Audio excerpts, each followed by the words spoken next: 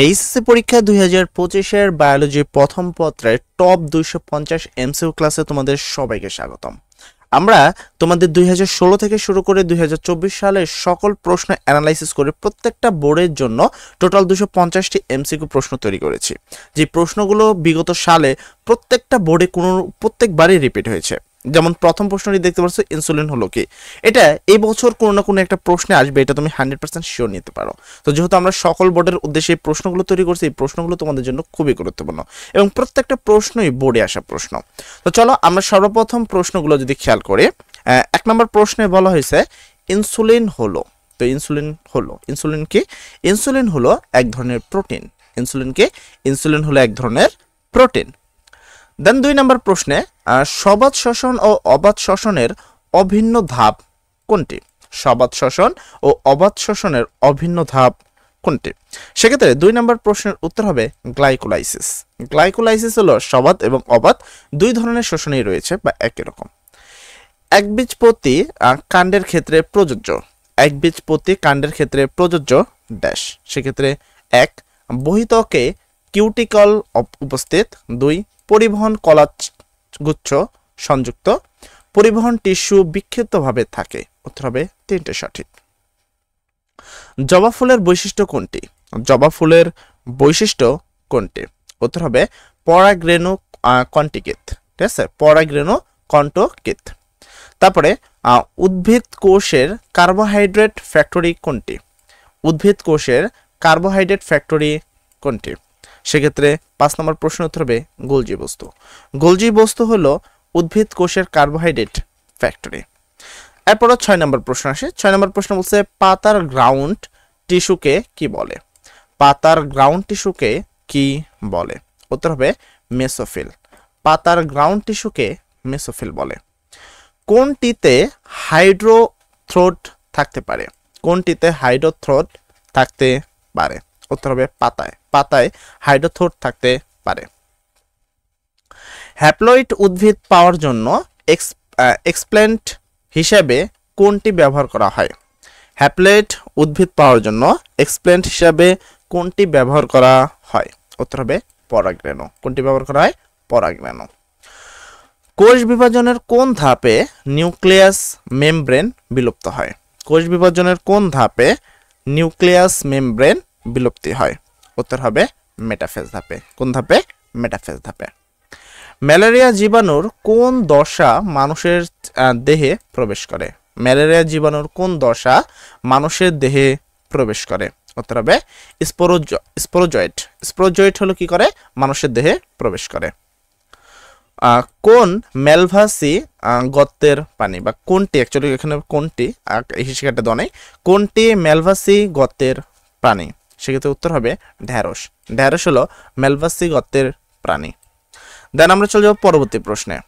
পরবর্তী প্রশ্ন যদি খেয়াল করো, পরবর্তী প্রশ্নে এখানে তোমাকে বলা হয়েছে লেগেবাসেন্ট্রিক ভাস্কুলার বান্ডিলের উদাহরণ কোনটি? সেক্ষেত্রে উত্তর হবে হলো ড্রেকানে। এরপর চলো আমরা 13 নম্বর প্রশ্নে। নিচের উদ্দীপকের আলোকে 13-14 নম্বর প্রশ্ন উত্তর দাও। তো ফার্স্ট এখানে পি একটা চিহ্নিত করা অংশ আছে, যেটা চিত্র এ বলছে আমরা। তো চিত্র এতে আমরা দেখতে, এখন প্রশ্ন হলো উদ্দীপকে পি চিহ্নিত অংশটি কি? উদ্দীপকের এই যে পি চিহ্নিত যে অংশটা রয়েছে সেই অংশটা কি? তো সেক্ষেত্রে উত্তর হবে ডিম্বক। এটাকে এই যে এইগুলো রয়েছে যে ফোটা ফোটা গোল গোল, এটা হলো ডিম্বাণু বা ডিম্বক। ঠিক আছে, তো সেক্ষেত্রে আমরা কি 13 নম্বর প্রশ্ন উত্তর হয়ে গেল। এবার চলে যাবো 14তে। 14 নম্বর বলছে উদ্দীপকের চিত্র এ যে উদ্ভিদকে প্রতিনিধিত্ব করে তার ক্ষেত্রে প্রযোজ্য। তাহলে উদ্দীপকের যে এ আছে এটা কোন উদ্ভিদকে প্রযোজ্য করে, তার ক্ষেত্রে কি কি প্রযোজ্য? নাম্বার 1 ভিন্নবাসী। তো ঠিক আছে, ভিন্নবাসী। তারপর কি শস্য টিপ্লয়েড কথা বল? উত্তর হবে ক্লোরেট মূল, অর্থাৎ উত্তর হবে 1 ও 3। উত্তর হবে 1 ও 3। এরপর আসি 15 নম্বর প্রশ্নে। কোন আলোতে সালেক সংশ্লেষণের হার সর্বোচ্চ? কোন আলোতে সালেক সংশ্লেষণের হার সর্বোচ্চ? সেক্ষেত্রে উত্তর হবে লাল। লাল আলোতে সালেক সংশ্লেষণের হার সর্বোচ্চ। জিনোম সিকোয়েন্স প্রয়োগ করা হয় ড্যাশ। জিনোম সিকোয়েন্স প্রয়োগ করা হয় ড্যাশ। তো জিনোম সিকোয়েন্সে কি প্রয়োগ করা হয়? 1 অপরাধী শনাক্তকরণে, 2 জিন থেরাপিতে। উত্তর হবে 1 ও 3। জিনোম সিকোয়েন্স প্রয়োগ করা হয় অপরাধী শনাক্তকরণ এবং জিন থেরাপিতে। এরপরে মূল দ্বারা কোনো খনিজ আয়ন সবচেয়ে দ্রুত গতিতে শোষিত হয়। মূল দ্বারা কোন খনিজ আয়ন সবচেয়ে দ্রুত গতিতে শোষিত হয়? সেক্ষেত্রে উত্তর হবে পটাশিয়াম প্লাস। পটাশিয়াম প্লাস সবচেয়ে বেশি কি হয়? শোষিত হয়।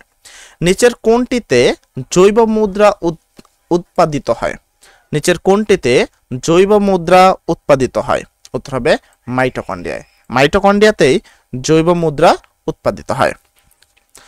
কোনটি প্রাচীন জৈব প্রযুক্তি?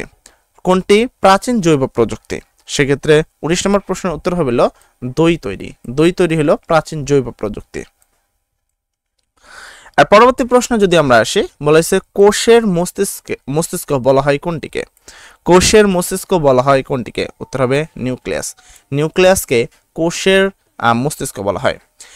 নিচের চিত্রের আলোকে 21 ও 22 নং প্রশ্ন উত্তর দাও। এখানে আমরা দেখতে পাচ্ছি কায়োজোম যেটাকে আমরা বলি। তো এই কায়োজোমের এখানে এই অংশটাকে রয়েছে, ক্রস করছে। তো এবার প্রশ্ন হলো ও চিহ্নিত প্রক্রিয়াটি নিচের কোন ধাপে দেখা যায়? তাহলে এখানে তুমি যদি দেখো এটা এক্স অক্ষের মতো কি করেছে, বা দুইটা লিগন্যান্ট একের সাথে যুক্ত হয়েছে। সেক্ষেত্রে উত্তর হবে প্যাকাইটিন। এটা কোন পর্যায়ে? এটা হলো প্যাকাইটিন পর্যায়ে এরকমটি ঘটে। এরপরে কিউ প্রক্রিয়াটির ক্ষেত্রে প্রযোজ্য। তাহলে কিউ কোথায় আছে? এই যে কিউ। তো কিউ এর ক্ষেত্রে কি প্রযোজ্য কি? তো কিউ এর ক্ষেত্রে যদি আমরা বলি প্রযোজ্য হলো কি মাতৃগুণ, এটা ভুল কথা, নতুন প্রকরণ সৃষ্টি, জিনগত পরিবর্তন। উত্তর হবে 2 ও 3। কেননা যখন ক্রসিং ওভার হয় বা ক্রসিং ওভারের কারণে কি হয়, তাদের জিনের মধ্যে বা ডিএনএ এর মধ্যে কি হয়, স্থানান্তর হয়, যার কারণে নতুন বৈশিষ্ট্য উৎপন্ন হয়। তাই ক্রসিং ওভারের ক্ষেত্রে প্রযোজ্য হবে নতুন প্রকরণ সৃষ্টি এবং জিনগত পরিবর্তন। আচ্ছা, নিচের চিত্রের আলোকে তোমার 23 ও 24 নং প্রশ্ন উত্তর দাও। আমরা এটা একটা দেখছি ব্যাকটেরিয়া, এবং ব্যাকটেরিয়াতে কিছু অংশ, এই এক্স একটা অংশ দেখাচ্ছে এবং এই যে ওয়াই আর একটা অংশ দেখাচ্ছে, যেটা তোমার কি আছে। আচ্ছা, প্রশ্ন হলো উদ্দীপকের এক্স চিহ্নিত অংশের নাম কি? উদ্দীপকের এক্স হল এই জায়গায়। উদ্দীপকের এক্স কোন জায়গায় আছে তুমি ভালো করে খেয়াল করো, এই জায়গায়। তো এই জায়গায় দেখো, এই যে লম্বা আকৃতি যে আছে এই জিনিসটাকে এক্স নির্দেশ করছে। এটা অ্যাকচুয়ালি কি? এটা এক্স হলো মেসোসোম। এটা একটা কি? মেসোসোম। এরপরে 23 নম্বর 24 আসে উদ্দীপকের ওয়াই চিহ্নিত অংশের জন্য প্রযোজ্য। তাহলে উদ্দীপকের ওয়াই যে আছে সেই ওয়াইটা হলো এটা, যেটা একটা ফাঁকা অংশ দেখতে পাচ্ছি, তুমি গহ্বর বলতে পারো এটাকে, কোষ গহ্বর। তো এই কোষ গহ্বরের মেন কাজ কি? জিন প্রকৌশলে ব্যবহৃত হয়, স্বল্প সংখ্যক জিন থাকে, স্ববিভাজন ক্ষমতা সম্পন্ন। উত্তর হবে 3টাই সঠিক। এরপরে 25 নম্বর প্রশ্ন বলা হয়েছে রাইবোসোমের একটি উপ একক 30S হলে অপরটি কত হবে? তো রাইবোসোমের যে হিসাবটা সেটা আশা করি তোমরা জানো। একটা হলো 70S রাইবোজোম, একটা হলো তোমার কি। তো এখানে তোমার দুইটা বুঝতে হবে যে 70S রাইবোজোম আর 80S রাইবোজোম হয়ে থাকে, দুই ধরনের। এবার রাইবোজোমের একটি একক উপ একক যদি 30S হলে অপরটি কত হবে? সেক্ষেত্রে উত্তর দেওয়া আছে এল, অর্থাৎ 50S। উত্তর হবে কি 50S। আচ্ছা, তার মানে দুইটা মিলে 80 হইতে হবে। দুইটা মিলে কত হইতে হবে? 80। দেন আর পরবর্তী ভাজক টিস্যুর বৈশিষ্ট্য হলো ড্যাশ। তো ভাজক টিস্যুর বৈশিষ্ট্য কি? যারা যারা জানো অতি তাড়াতাড়ি কমেন্ট সেকশনে লিখে ফেলো, ঠিক আছে? ভাজক টিস্যুর বৈশিষ্ট্য হলো ড্যাশ। তো অপশন কি কি রয়েছে আমরা যদি খেয়াল করি, কোষগুলো বিভাজন ক্ষমতা সম্পন্ন, কোষের নিউক্লিয়াসের আকৃতি অপেক্ষাকৃত বড়। উত্তর হবে 1 ও 2। এরপরে নিচের উদ্দীপকটি পড়ো এবং 3 ও 4 নং প্রশ্ন, মানে 2 ও 3 নং প্রশ্ন উত্তর দাও। সালেক সংশ্লেষণ প্রক্রিয়ায় আলোক নিরপেক্ষ অধ্যয়নের দুটি গতিপথ রয়েছে, ঠিক আছে? আলোক নিরপেক্ষের কি অধ্যয়নের দুটি গতিপথ রয়েছে। তাদের একটিতে 3টি ফসফোগ্লিসারিক অ্যাসিড ও অন্যটিতে অক্সালো অ্যাসিটিক অ্যাসিড উৎপন্ন হয়। উদ্দীপকের উল্লিখিত প্রথমোক্ত গতিপথে কার্বন ডাই অক্সাইড যুক্ত হলে কোন এনজাইম যুক্ত করে? কোন এনজাইম? আচ্ছা, কার্বন ডাই অক্সাইড যুক্ত করে কোন এনজাইম? দেখো প্রথম যেটা আছে, প্রথমটা হলো কি করে? 3 ফসফোগ্লিসারিক অ্যাসিড। তোমরা আশা করি কেবাত চক্রটা মুখস্থ করছো। তোমাদের যে কেবাত চক্রটা ছিল সেই চক্রটা আশা করি তোমরা মুখস্থ করছো। সেই কেবাত চক্রের প্রথম ধাপে 3 ফসফোগ্লিসারিক অ্যাসিড উৎপন্ন করার জন্য কার্বন ডাই অক্সাইডের সাথে কে কাজ করেছিল? সেক্ষেত্রে কাজ করেছিল রুবিঙ্কো। কে করেছিল? রুবিঙ্কো এনজাইম। তারপরে দ্বিতীয় গতিপথ অনুসরণকারী উদ্ভিদের ক্ষেত্রে, তো দ্বিতীয় পথ যারা কোথায় এখানে যে এবং অন্যদিকে অক্সালো অ্যাসিটিক অ্যাসিড উৎপন্ন করে, অক্সালো অ্যাসিটিক অ্যাসিড উৎপন্ন করে। তো এই যে দ্বিতীয় যে বিষয়টা রয়েছে সেক্ষেত্রে কি কি প্রযোজ্য? এক, দুই ধরনের ক্লোরোপ্লাস্ট বিদ্যমান, কথা সত্য। তারপর ক্রেনজো অ্যানাটমি দেখা যায়, উত্তর হবে 1 ও 2, উত্তর হবে কি 1 ও 2। তার পরবর্তী প্রশ্নে, নিম্নের কোন পদ্ধতিতে রোগমুক্ত উদ্ভিদ উৎপাদন করা যায়? নিম্নের কোন পদ্ধতিতে রোগমুক্ত উদ্ভিদ উৎপাদন করা যায়? সেক্ষেত্রে 4 নম্বর প্রশ্নের উত্তর হবে meristem culture. Meristem culture, meristem কালচারের মাধ্যমে খুব অনায়াসে উৎপন্ন করা যায়। বিটি বেগুনে সংযুক্ত অতিরিক্ত জিন নিম্নের কোন অণুজীব থেকে সংগৃহীত হয়? তা বিটি বেগুনে সংযুক্ত অতিরিক্ত জিন নিম্নের কোন অণুজীব থেকে সংগৃহীত হয়? সেক্ষেত্রে উত্তর হবে বেসিলাস থুরিনজেনসিস, ঠিক আছে? তো উত্তর হবে 2। এরপর 6 নম্বর এসো, রিকনেট ডিএনএ প্রযুক্তিতে নিম্নের কোন এনজাইম দিয়ে ডিএনএ কর্তন করা হয়? মানে কোন এনজাইম দিয়ে ডিএনএ কাটা হয়? তো ডিএনএ কাটার জন্য কিন্তু একটা এনজাইম কাজ করে, সেই এনজাইমকে আমরা বলি রেস্ট্রিকশন এনজাইম। রেস্ট্রিকশন এনজাইম দ্বারা যে কোনো এনজাইমকে, ডিএনএ যে এনজাইমগুলো আছে তাকে কাটা হয়। নিচের কোন অঙ্গাণুতে অটোলাইসিস ঘটে? নিচের কোন অঙ্গাণুতে অটোলাইসিস ঘটে? সেটা হবে লাইসোজোম। লাইসোজোম যখন জীবাণু ভক্ষণ করে তা অটোলাইসিস প্রক্রিয়ার মাধ্যমেই করে। লাইসোজোম যখন জীবাণু ভক্ষণ করে তখন অটোলাইসিস প্রক্রিয়ার মাধ্যমে সেটা করে। এক পাশে আমরা চিত্র দেখতে পাই মাইটোকন্ড্রিয়া, অপর পাশে আমরা দেখতে পাই ক্লোরোপ্লাস্ট। আচ্ছা, আমরা দুইটা জিনিস দেখতে পারলাম। এবার আমরা চলে যাব উপরের দিকে প্রশ্নেতে। প্রশ্নে ফার্স্টে বলছে এ ও বি চিত্রের ক্ষেত্রে বৈসাদৃশ্য কোনটি? আচ্ছা, এদের দুইটা, একটা হলো তোমার কি মাইটোকন্ড্রিয়া আর অপরটি হলো ক্লোরোপ্লাস্ট। এদের মধ্যে বৈসাদৃশ্য মানে পার্থক্য কি, কোন জিনিসটা দুইটার মধ্যে নাই? এক্ষেত্রে বৈসাদৃশ্য রয়েছে হলো উত্তর হবে ক নাম্বার, দ্বিস্তরী আবরণী। দ্বিস্তরী আবরণী, ঠিক আছে? আচ্ছা, তারপর নিচের উদ্দীপকটি দেখে এবং 9 ও 10 নং প্রশ্নের উত্তর দাও। আচ্ছা, সেক্ষেত্রে আমরা যদি এখানে দেখি, এখানে কিছু মানে ডিএনএর একটা রাসায়নিক বন্ধন দেওয়া আছে। বলছে চিত্র পি তে হাইড্রোজেন বন্ডের সংখ্যা কত? চিত্র পি তে হাইড্রোজেন বন্ডের সংখ্যা কত? চিত্র পি কোনটা? এটা তো ডিএনএ তে টোটাল হাইড্রোজেন বন্ধনের সংখ্যা কত থাকে? সেই অনুসারে উত্তর হবে 13টি। কতটি? 13টি। আচ্ছা, এরপরে উপরের উদ্দীপক হতে সৃষ্টি এমআরএনএ এর ক্ষারক বিন্যাস কোনটি? তাহলে উপরের থেকে যে তোমার কি ক্ষারক বিন্যাসটি তৈরি হবে সেটা কি? এখানে আমরা যদি দেখি এই যে অংশটা আছে, এখান থেকে যদি উৎপন্ন হয় GUCUC, ঠিক আছে, গুচুস। তো উৎপন্ন হবে কি? গুচুস। দুটি হোমোলোগাস ক্রোমোজোমের মধ্যে সৃষ্টি হওয়া, আবার বলছে দুটি হোমোলোগাস ক্রোমোজোমের মধ্যে জোড় সৃষ্টি হওয়াকে বলে ড্যাশ। তো সেক্ষেত্রে 11 নম্বর প্রশ্নের উত্তর হবে কি? সিনেপসিস। কি ঘটে? সিনেপসিস ঘটে। মাইটোসিস কোষ বিভাজন প্রক্রিয়ার নিউক্লিয়াসের প্রথম ও দ্বিতীয় বিভাজনের মধ্যবর্তী সময়কে কি বলে? তাহলে নিউক্লিয়াসের প্রথম এবং নিউক্লিয়াসের দ্বিতীয়র মধ্যবর্তী যে সময়টা থাকে তাকে আমরা বলি ইন্টারকাইনেসিস। ইন্টারকাইনেসিস। এরপর আমরা যদি দেখি ক্রসিং ওভার একটা চিত্র আমরা দেখতে পাচ্ছি এবং যেখানে ডিএনএ এর ক্রসিং ওভার হয়েছে, ঠিক আছে? আচ্ছা, উপরের চিত্র প্রদর্শিত প্রক্রিয়ার ফলে ড্যাশ। তো ক্রসিং ওভারের ফলে কি কি ঘটে? ক্রসিং ওভারের ক্ষেত্রে এখানে জিনগত পরিবর্তন সাধিত হয়। হ্যাঁ, অবশ্যই ক্রসিং ওভারের কারণে জিনগত পরিবর্তন সাধিত হয়। ক্রোমোজোমের সংখ্যার পরিবর্তন হয়। আমরা একটু নিচে আসবো আগে, ঠিক আছে? তো এটা হয় না। প্রজাতিতে বৈচিত্র্যতা আসে। উত্তর হবে 1 ও 3। উত্তর হবে 1 ও 3। তারপরে কোন ভাইরাসে দ্বিসূত্রক আরএনএ থাকে? কোন ভাইরাসে দ্বিসূত্রক আরএনএ থাকে? সেক্ষেত্রে উত্তর হবে রিউ। কোন ভাইরাসে দ্বিসূত্রক আরএনএ থাকে? রিউ।